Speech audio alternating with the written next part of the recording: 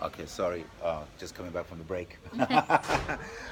You were saying that it's important for you to get this message out, especially because you need the younger generation to be aware Mm. of what the situation is, and you don't want it to repeat Itself. itself. No, Yeah. no. I want everyone to understand, like from early age, really, Yes. to understand that um, that if we don't protect what is good, what if we don't protect the justice, the equality, and fight for it to become better, it can actually be worse. And Yeah. it sounds so simple when you say it. Yeah, of Mm. course it can be worse, but when it happens, people don't realize. They don't realize. I my boyfriend is from Bosnia, and Mm. when Yugoslavia, uh, um, the war in Yugoslavia Yeah. happened in the 90s, he and his family didn't think that the war would ever come to them. Mm. His mother told me last week that Mm. um, as the war came closer and as it was like in the next town before theirs, Mm. they said, no, no, it's not going to come here, Mm. no, no, it's just Denial. denial. Yeah, and because you think that the world is better maybe than it is, and that it is a good world, but we need to protect the good in this world, Mm. and we can't take it for granted. No. Either, if it's the environment, or if it's justice for all, if it's concerning racism, or Yeah. yeah. Somehow people kind of like been lulled to sleep thinking that they shouldn't be disciplined, but I mean I've been aware of the growth of Nazism since for at least 20 years now, since back in Aarhus. And I will never forget the first time I saw neo-Nazis. I mean, sorry to say it, but I was very impressed because of the discipline. I mean, these guys came marching, and I was like, apart from the army or the police, you don't see young people who are disciplined in that sense. So I was like, damn, these kids are disciplined. They're marching. You know what I'm saying? And it's like, okay. And that's what got me into being like, okay, you got to do martial arts. You got to be more serious about the things that you do, because otherwise, this is a joke. This.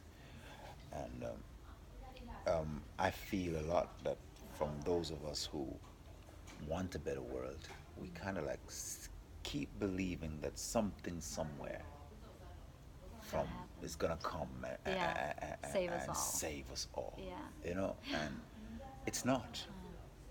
It's the same thing. I mean, look at all the rights you have when you're working, like That are violated. vacation, Yeah. yeah, or whatever, like Yeah. like easy, like small things, like Yes. vacation, Yeah. the salary you got. Yes. That there's both women and men who's working, and people of other, like, um, Ethnic background. yeah, Yeah. and I mean, um, people that don't identify with sex, and there's all of this wouldn't wouldn't happen if we didn't fight for it once, Absolutely. and it could easily be lost. Absolutely. Absolutely. Pension, Yes. all of those stuff. The civil rights movement in America. Obviously, even without, I mean, running the risk of appropriation of a struggle. And who wants to appropriate that anyway? Who wants to appropriate suffering? I mean, you have people who like that, say, "Yeah, mom, I wish my foreparents were slaves so that I could sing the blues better." When somebody comes like that to you, what did you just say? Yeah. Say, "Oh, I wish my forefather was a slave." No, you don't. Why? So that I could sing the blues better. You're lucky, man, because Yeah. you're lucky because your foreparents were slaves. And I'm like, okay, So that type of trying to appropriate something Yeah. big for that's a bit sick in that sense. But you have to say that the African American voice is probably the one strong voice that has managed to mobilize a lot of people around the world. And I hope that certain places you'll be happy to call the song Rosa, because I think a lot of African Americans will be Well, Americans or people who love justice in America would be happy to know that as far away as Sweden, Mm. In the end of this people song, are. yeah, yeah, are Yeah, also thinking about this yeah, and thinking that it's important, yeah, yeah, but or aware. yeah, But I think that in the end, I sing that I will stand up for you too. I will stand up for you too, yeah. and I think that that is also the message, like that any injustice, why wouldn't I want to stand up for that? You know, Mm, even if it's not my struggle, mm, I could easily say no, that's wrong, mm, or I can easily go to a demonstration about that, mm. or I could easily like write my signature. Yeah. Uh, but maybe I don't. I'm not as active in that struggle, Mm, but I can always, stand up for it whenever it happens. And I mean, by that I mean, if if someone says something racist mm, about an African American, mm, even though I'm not, mm, even if I know that is wrong, mm, I can say something. I can say, what did you mean by that? mm. So that's Kika, people. I mean, that's is from Sweden, a budding international artist with a stance. I mean, she's luckily she's got a great music and great voice, and she stands for something that's worth standing for. So that's really absolutely beautiful. Um, you got another song in the follow-up of Rosa that was called "Women's Problems," and not It's just women's called problems. women's problem. Yeah, It's called "Women's Problems." yeah. The song is called "Women's Problems." Problems. Tell me about women's problems. Women's We problem. oh, we are women's biggest problem, right? It's structural problems, yeah.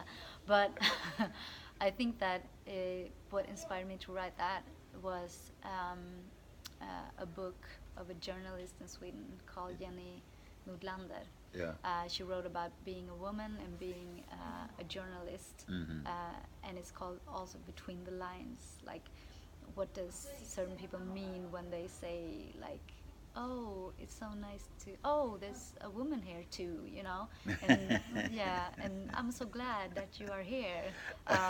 And so nice. The Oh, you token got the woman. job. Yeah, you got the job because you're a woman, and there's not that much cred to uh, your knowledge and your brains, but to your like the quotation or whatever.